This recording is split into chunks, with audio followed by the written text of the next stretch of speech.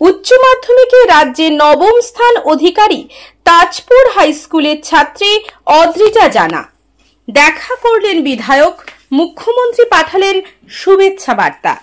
খুশি পরিবারের মানুষদের। মাধ্যমিকের পর উচ্চ মাধ্যমিকেও পাশের হারে প্রথম পূর্ব মেদিনীপুর জেলা।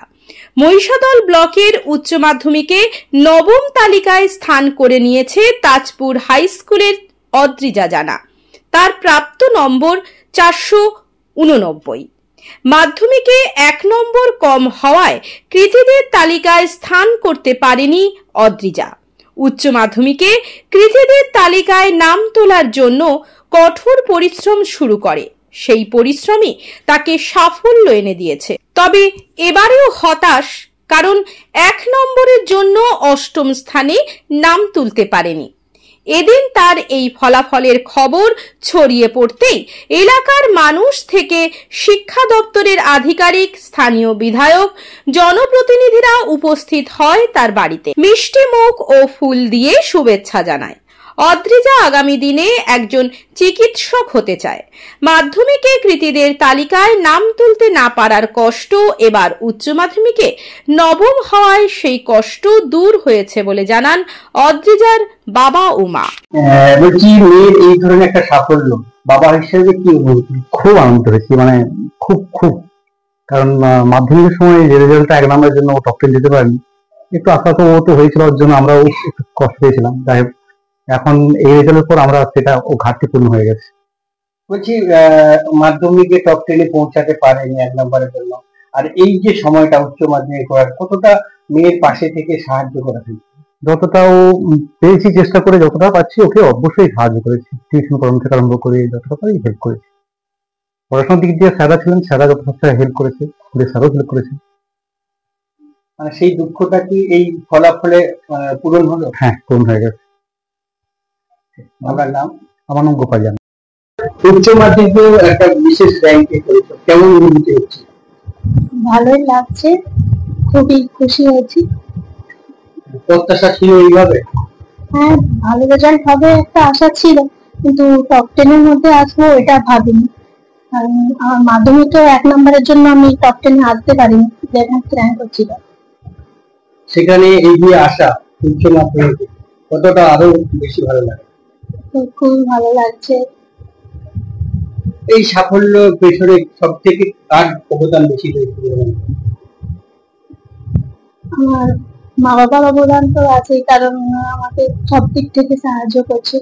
আর পাশাপাশি আমার টিচারেরাও সব সাবজেক্টের পেছনে প্রচুর খেটেছেন এবং আমাকে সাহায্য করেছেন সব দিক থেকে। টিচাররা, টিউশন টিচাররা, স্কুলের স্যারেরা, মা বাবা সবাই আমাকে সাহায্য করেছে। আগামী দিনে চিন্তা ভাবনা কি রয়েছে? তো ডাক্তার হওয়ার ইচ্ছা আছে।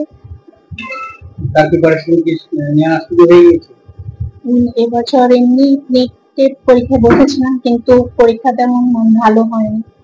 তেমন ঠিক কোচিং সেন্টারেরও খোঁজ ঠিক ছিল না, আর বইও তেমন ঠিকঠাক জানতাম না, কোনো সাহায্য পাইনি বইও, তাই এমনি খুব একটা আশাজনক হয়নি। বলছি, মাধ্যমিকে টপ 10 এ প্রবেশ করতে পারো, তখন কি জেদ চেপেছিল যে উচ্চ মাধ্যমিকে টপ 10 এ আসতে? মাধ্যমিকের সময় ভেবেছিলাম যে খুব ভালো রেজাল্ট হবে, কিন্তু যখন 1 নম্বরের জন্য টপ 10 এ আসতে যায়নি তখন সাময়িকভাবে খারাপ লাগলো। তারপর চেষ্টা করেছি, টার্গেট সবসময় ফুললি ছিল, বা তার মধ্যে সব সাবজেক্টে প্রিপারেশন এরকম ভাবেই নিয়েছি।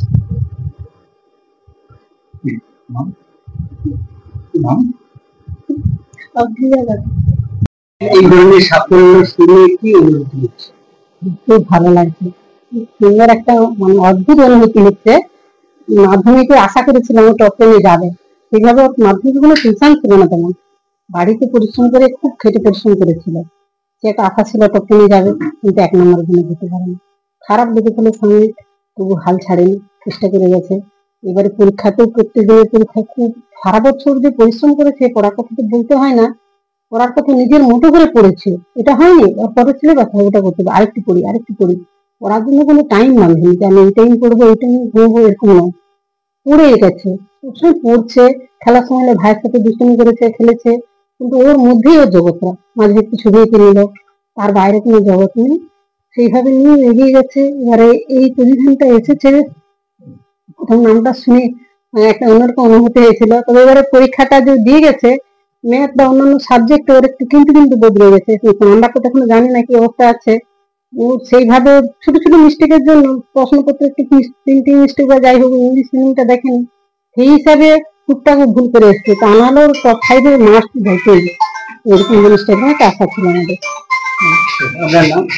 আপনার বাড়ির রং কিংবা বাথরুম ফিটিংস এন্ড স্যানিটারি মানে পছন্দের সেরা ঠিকানা এখন আপনার জলচক গুণময়ী এন্টারপ্রাইজ স্টোরে। জ্যাকোয়ার এন্ড এশিয়ান পেইন্টস এর সবথেকে বড় ডিসপ্লে সেন্টার এখন জলচকে। তাই আপনার বাড়িকে সাজিয়ে তুলুন Jaquar and Asian Paints complete solution দিয়ে।